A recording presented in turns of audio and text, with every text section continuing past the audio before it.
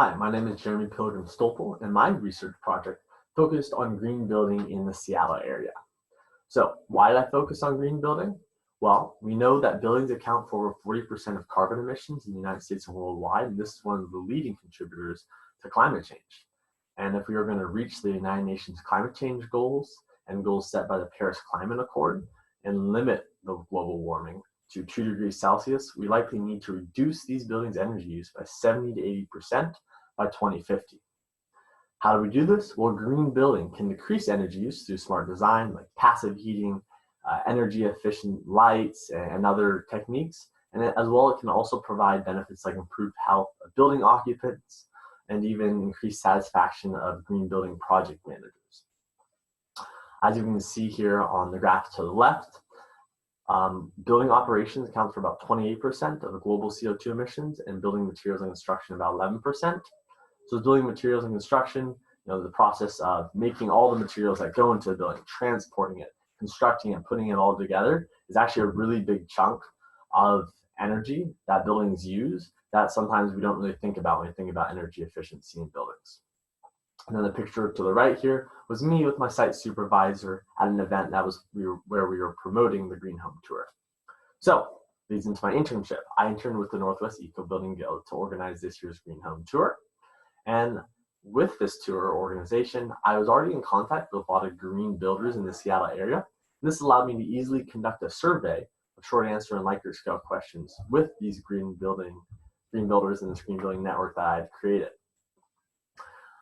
So through my survey, I was able to get a bunch of answers about what people thought were the motivators and barriers of green building in the Seattle area.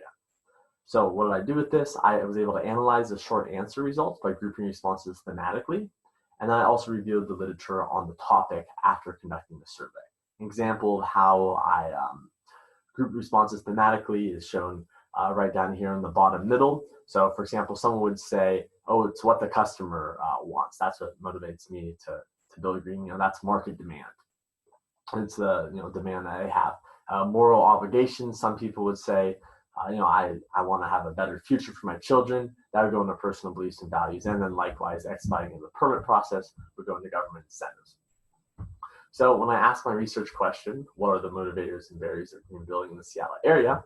What I found through all of these results is that green builders in the Seattle area were influenced most by their personal beliefs and values when deciding to build green. I also found that the most prevalent barrier in green building was cost. This was unsurprising, as in the literature, green building, the biggest barrier is cost and has been for quite some time.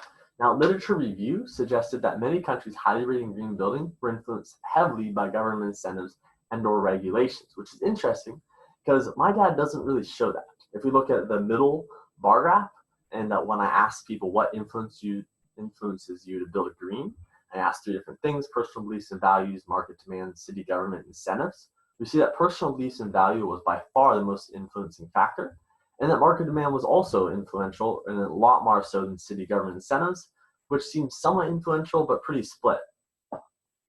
This also carries over to my themes motivating green building and the barriers in green building, the pie charts to the right. You see that personal beliefs and values is by far the biggest motivating factor, and that the biggest barrier is cost. And it may seem somewhat confusing that government incentives are 21% of the themes motivating green building, or 14% of the barriers. And what that really is what my survey respondents were trying to say is that it's not necessarily a barrier in green building in itself, the incentives, but just the fact that they aren't there or they aren't enough is a barrier.